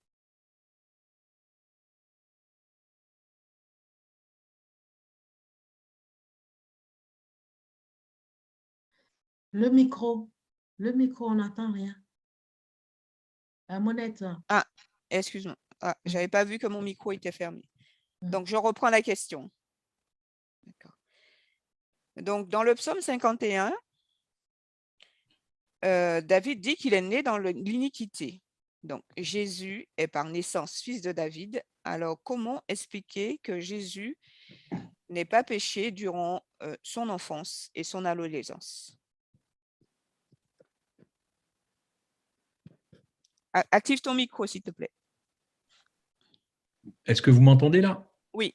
Ah ben c'est marrant, je n'avais pas touché à mon micro, mais ce n'est pas grave. Eh bien, c'est une très bonne question. On a le droit de se poser, évidemment, de ma compréhension par rapport au texte. C'est que je vous ai beaucoup parlé de la croix ce soir. Et effectivement, ce frère ou cette sœur me parle depuis sa naissance jusqu'à son adolescence, l'âge adulte, et puis ensuite son jeu. Voilà. Et bien, tout simplement parce que je pense que, c'est pas moi qui le dis, il était en totale symbiose, en totale fusion avec son père. C'est-à-dire que au fur et à mesure qu'il grandissait, il recevait forcément, en tout cas, il prenait connaissance d'un certain nombre de choses. Mais je vais revenir à cette question. Pourquoi n'a-t-il pas péché? Simplement parce que il était encore une fois totalement divin, totalement humain, mais totalement en adéquation avec la volonté de son Père. Il était animé par des choses. Le Saint-Esprit, évidemment, l'animait de bonnes intentions, de tout ce que vous voulez de bon. Et jamais il n'a eu envie ou quoi que ce soit de transgresser la loi de ses parents, transgresser la loi de son père. Il était habité et animé d'un sentiment, d'une conviction qu'il allait vers le bon, qu'il était avec le bon, avec son Père Dieu. C'est pour ça que je pense qu'il n'a pas failli jusqu'à Golgotha, qu'on vient de voir ce soir, et depuis le début jusqu'à la fin. C'est vrai quand David dit qu'il a été conçu dans l'iniquité, ben oui, David a été conçu dans l'iniquité comme vous et moi, pas de souci.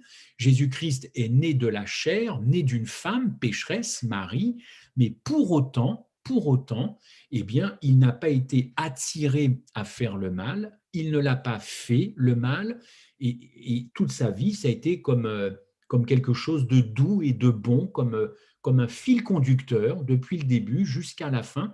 Je pense que c'est pas parce qu'on est né dans l'iniquité que l'on doit absolument, en tout cas, commettre l'iniquité, puisque j'ai cru comprendre qu'à la fin des temps, Dieu va se susciter un peuple et qu'il va tellement le modeler, bien que nés dans l'iniquité, nous ne serons plus sous la puissance du péché, nous ne commettrons plus l'iniquité, nous n'aurons plus envie de commettre l'iniquité. Si ce peuple-là est en train de se préparer, Dieu avait préparé son Fils à ça. Mais il n'empêche qu'entre-temps, il y a des luttes. Et quand il a grandi, quand il est devenu adulte, jeune adulte, là, effectivement, les tentations, on verra ça plus tard, et on verra que malgré les tentations, il n'a pas péché, bien que conçu dans le sein de Marie, qui était une pécheresse. C'est une très bonne question, je ne sais pas si j'ai répondu, mais il faut se tenir compte de sa nature divine, de sa nature humaine, de son but et de sa dépendance à Dieu, de son obéissance à Dieu. Voilà, c'est comme ça que j'explique ça, moi, en tout cas. Merci. J'ai une question. On dit que Jésus-Christ a porté nos péchés. Oui. Et en même temps, Jésus-Christ, on dit que Jésus-Christ est devenu sur la croix péché. Oui. J'ai du mal un peu de comprendre qu'il est devenu réellement péché, Ah ben oui, oui. en sachant que, bon voilà, l'homme du péché, c'est le diable dans la Bible. Mais dans ma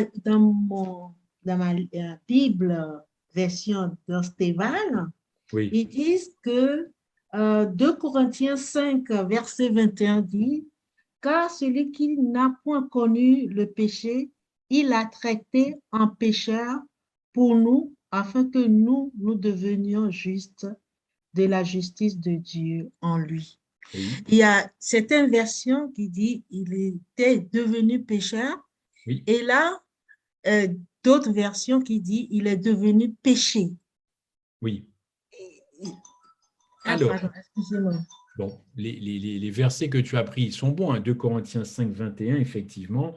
Celui qui n'a point connu le péché, il l'a fait devenir péché pour nous afin que nous devenions justice. Bon, C'est quelle version ça? C'est Louis II. oui, c'est Louis II. Alors, il y a d'autres. Martin dit que celui qui n'a pas connu le péché, il est devenu péché pour nous. Darby, celui qui n'a pas connu le péché, il a fait péché pour nous. Bon, ça se ressemble un petit peu tout ça. Bon. Est-ce qu'il est devenu réellement péché ou Alors, il a pris le péché, il est devenu pécheur? Oui, alors moi Voilà. je pense que sur la base de certains textes, dont celui que tu viens de lire, effectivement, quand tu ne peux pas dissocier le pécheur du péché, par exemple, Monette, tous ceux qui sont connectés, le péché ne vient pas à l'existence comme ça. Le péché ne se balade pas dans la nature.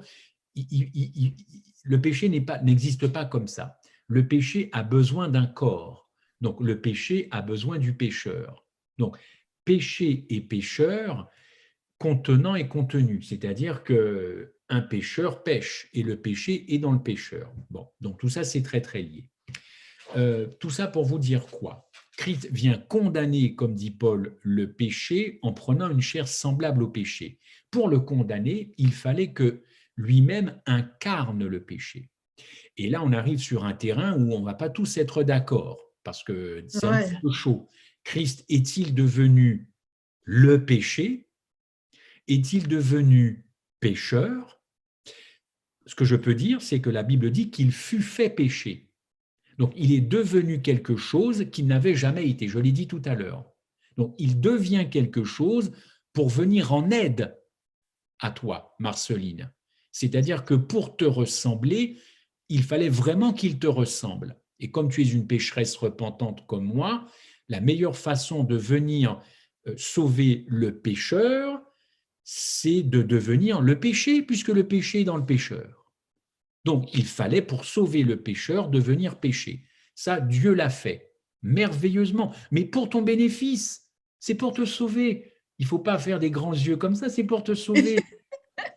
Non, mais j'ai du mal, Oui, mais tu j'ai as du du mal, mal, voilà, mais parce que, que il est, parce que dans la Bible, on dit l'homme du péché.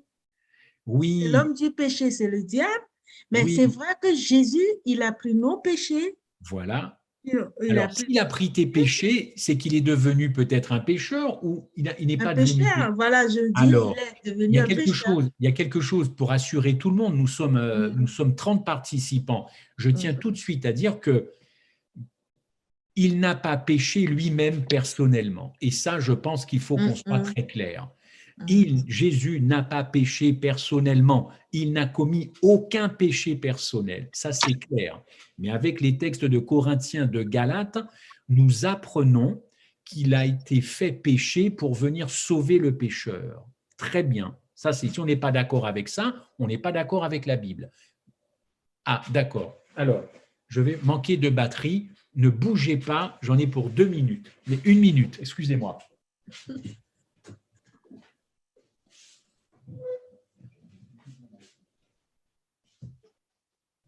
Donc, s'il y a d'autres personnes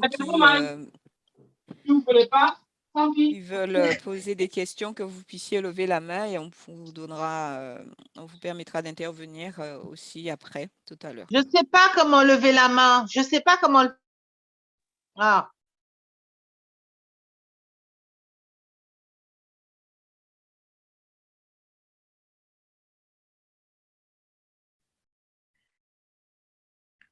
Cyrielle, si tu n'arrives pas, on va te donner la parole tout à l'heure.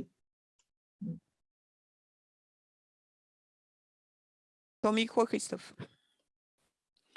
Vous m'entendez maintenant là? Là, oui, c'est bon. Donc, il faut régler ça. Il est devenu péché parce qu'il portait les péchés de l'humanité. Ça, on est bien d'accord. Il incarnait le péché. Mais pas de son propre fait, puisqu'il portait les péchés depuis le début. Ça, je pense que c'est clair. Maintenant, est-ce que ça fait de lui un pécheur? Chacun verra ce qu'il pense. Moi, j'ai ma petite idée.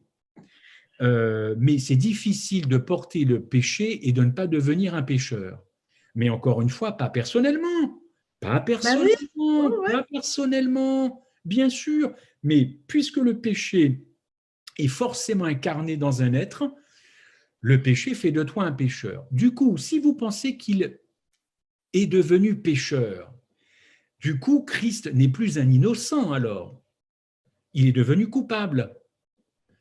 Or, il y a des textes bibliques qui nous disent qu'il était innocent, mais il y a aussi des textes bibliques qui nous font comprendre qu'il était clairement coupable, tout simplement parce qu'on sait très bien que Dieu ne condamne jamais un innocent. C'est impossible. Dieu, amour, ne peut pas condamner un innocent. Donc ça, c'est un autre sujet qu'on abordera ensemble. Est-ce que Jésus était innocent, vraiment innocent à la croix? Parce que si c'est le cas, on arrête toutes les campagnes d'évangélisation. Arrêtons tout ça tout de suite. Personne ne sera attiré par la foi chrétienne s'ils savent que Dieu a condamné un innocent? Oui ou non? C'est plus la peine d'évangéliser, parce que si Dieu condamne un innocent, c'est insoutenable, c'est impossible, personne ne deviendra chrétien. Donc il faut se poser cette question-là. Donc je reviens à l'origine, l'ensemble des péchés de l'humanité était en lui, il fut fait péché pour te sauver, toi et moi, et tous ces péchés-là ont fait quand même quelque chose de lui, un pécheur, mais pas un pécheur personnel. C'est Voilà. pour ça que le Père, quand il voit son propre Fils incarne quelque chose d'horrible, Mais c'est ça la réalité du péché dans nos vies. On n'est pas en train de faire ni de la poésie, ni d'aller trop loin. Il faut qu'on ait conscience de ce que représente le péché dans l'humanité et ce que ça a représenté au ciel avant que ça arrive en Éden. C'est quelque chose de monstrueux, le péché. C'est monstrueux. C'est pour ça que certains trouvent que ça va trop loin, mais c'est justement le péché va très loin pour détruire un homme. Eh oui. Et merci. Merci. Ça va, Merci, c'est bon. Christophe. Ouais. Alors, le serpent sur le bois, oui, Richard a raison, c'est très bien, c'est exactement l'image qu'il faut. Quand Christ demande aux Hébreux de monter un serpent sur une croix et quand tu regardes, évidemment, tu es guéri, le serpent représente quoi dans la Bible, chers amis? C'est quoi le serpent dans la Bible? C'est le mal, c'est Satan. Donc Dieu demande aux Hébreux de regarder Satan à la croix. Un serpent sur une croix, c'est le mal à la croix, c'est le mal sur une croix.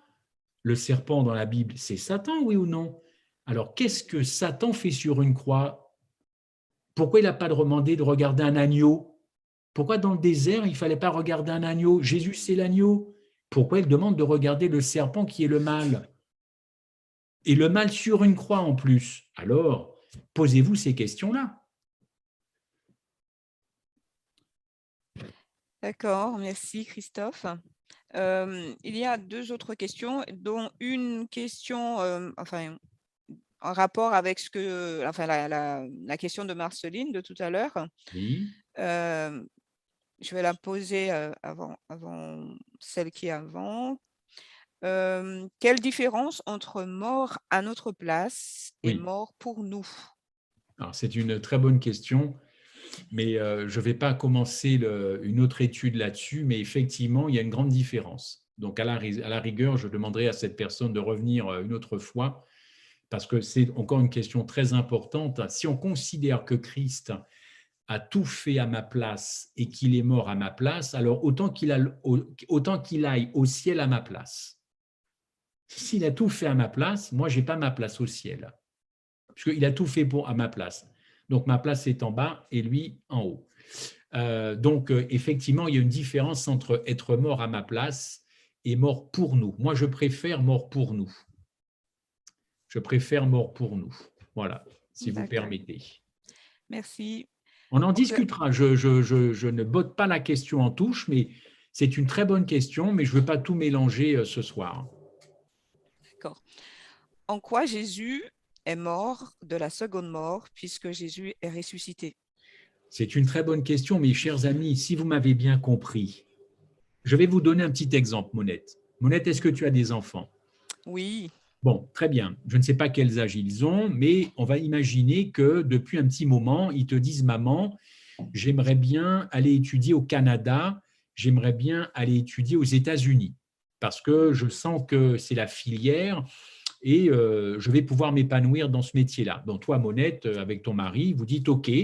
Et donc, vous grandissez, tout le monde grandit avec cette idée un jour que, Monette, tu vas te séparer de tes enfants.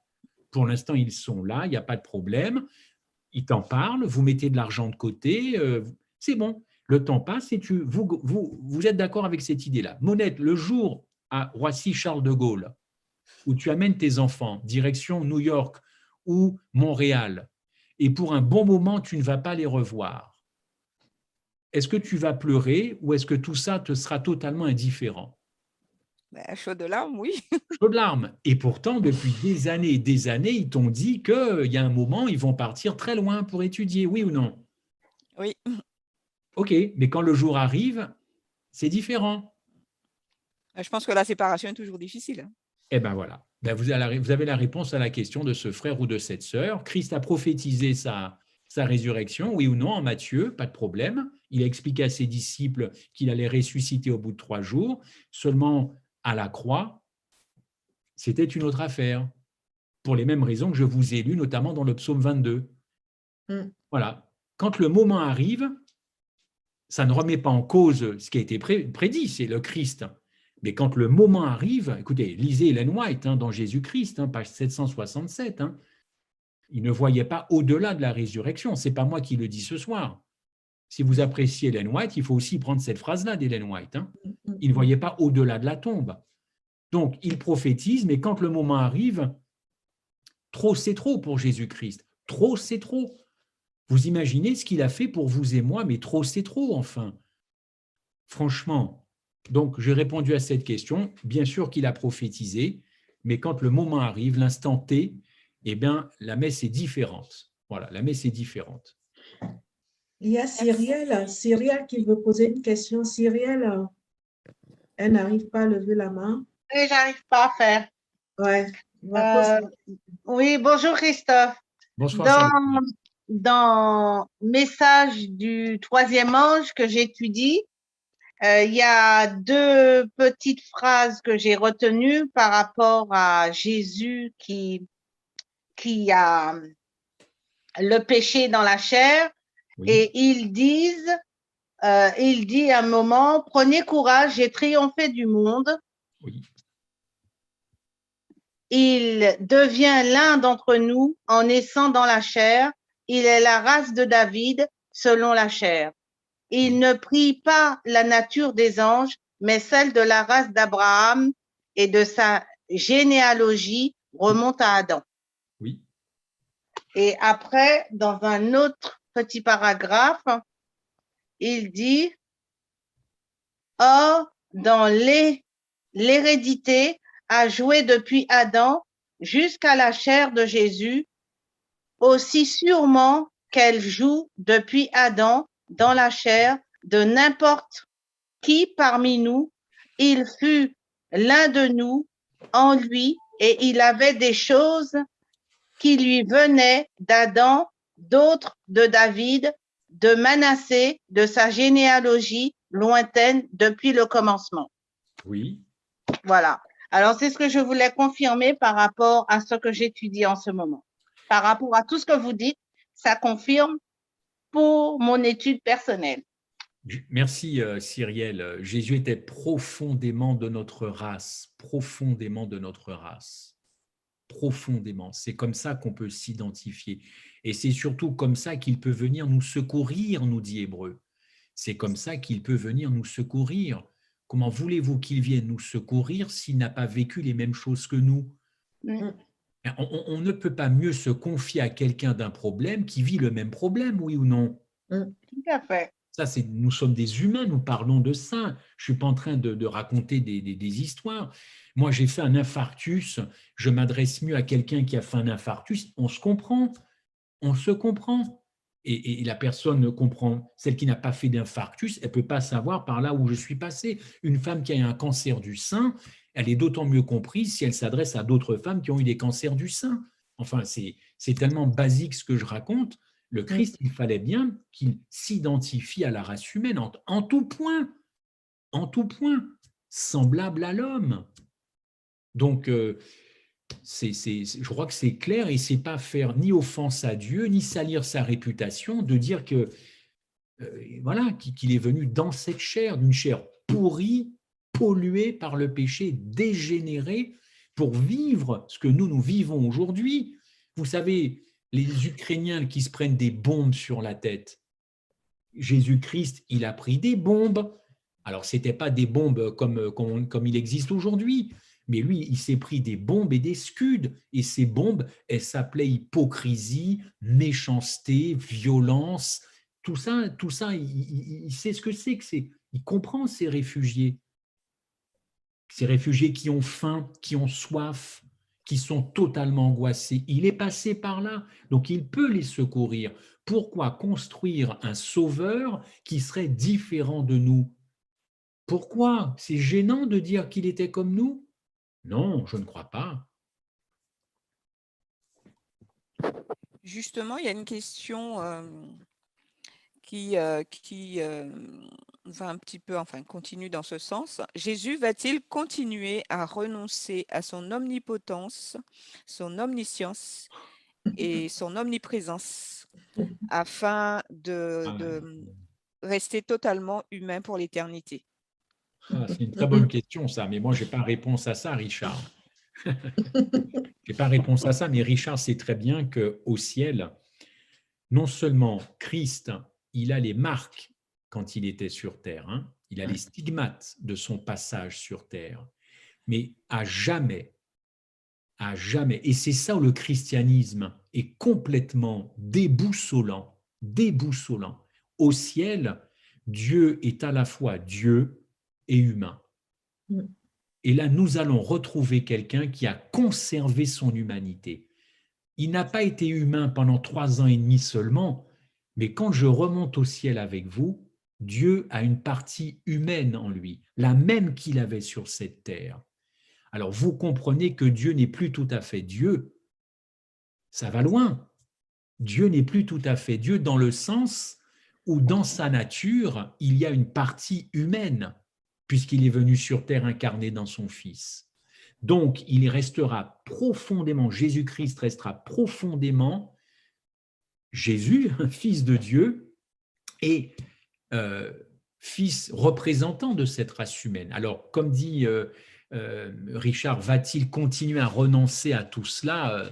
Il a été glorifié, hein, donc je ne sais pas, Richard, je ne peux pas répondre à cette question, j'avoue que je suis limité, mais en tout cas, nous avons ce lien d'humanité avec Dieu pour l'éternité. Pour l'éternité. Ça, c'est costaud. Les autres religions, elles n'acceptent pas ça, hein, parce que pour ces religions-là, Dieu, il n'y a rien d'humain dans Dieu, c'est divin. Or, nous savons par l'expérience de Jésus sur terre qu'il est remonté au ciel parce qu'effectivement, il a conservé une humanité. Ça, c'est costaud, puissant, ça, dans le christianisme. Donc, merci Christophe, merci à tous. Je ne sais pas s'il y a encore une dernière question, parce que l'heure est avancée. Je ne voudrais frustrer personne. Le mois prochain, nous nous retrouverons, si Dieu veut, pour toujours creuser encore plus. D'accord. D'accord. Donc, si entre-temps, vous avez des questions, notez-les et vous pourrez à nouveau avoir l'opportunité de poser ces questions. Donc, nous te remercions grandement pour ce sujet. Nous voyons ta passion pour vraiment partager avec nous cela. Et je pense que chacun de nous ici, nous avons vraiment matière à réflexion, en tout cas pour continuer à grandir, comme on le disait tout à l'heure. Et donc, pour terminer, je te demanderai de prier pour nous, s'il te plaît. Oui. Notre bon Père Céleste, nous voulons te remercier en ce dimanche pour nous avoir donné l'occasion, avec l'aide de ton Saint-Esprit, je veux le croire, encore une fois de plonger nos regards dans ce beau thème de l'incarnation. Nous voulons croire, Seigneur, qu'il y a encore beaucoup de pépites à découvrir et que ces pépites, quand elles explosent à nos yeux, nous soyons bouleversés et que nous nous sentions très concernés par cette histoire. On n'a rien encore dit sur Golgotha et Gethsémané et le tombeau. Tant et tant et tant de choses à savoir, de merveilleuses vérités à découvrir pour qu'elles s'accrochent à notre cœur, et que ça change nos vies. Amen. Et que rien qui ne tombe sur notre tête, que ce soit des dettes ou des bombes, ça ne modifie en quoi que ce soit notre foi. Parce que ça, c'est fait pour notre foi, c'est pas fait que pour notre cerveau. C'est fait pour rentrer dans notre cœur et alimenter notre foi, comme Christ a eu foi en toi à Golgotha. C'est ça qui l'a fait tenir l'espérance que de toutes les façons, il a toujours été aimé du Père et que malgré ce sentiment d'abandon, Jésus se savait encore aimé. C'est ça qui a fait qu'il n'est pas descendu de la croix Il s'est senti toujours aimé, jamais abandonné, même s'il l'a dit. Au fond de lui-même, il avait cette confiance qu'il n'était pas sur cette croix par hasard. Nous ne sommes pas sur cette terre par hasard. Nous n'avons pas la foi par hasard. Nous ne sommes pas membres d'une communauté par hasard. Donc, le hasard n'a rien à faire dans nos vies, Seigneur. Ni le doute, que tu nous emmènes par ton Saint-Esprit à mieux étudier et découvrir encore ces pépites de la rédemption, que toute gloire te revienne. Au nom de Jésus-Christ. Amen.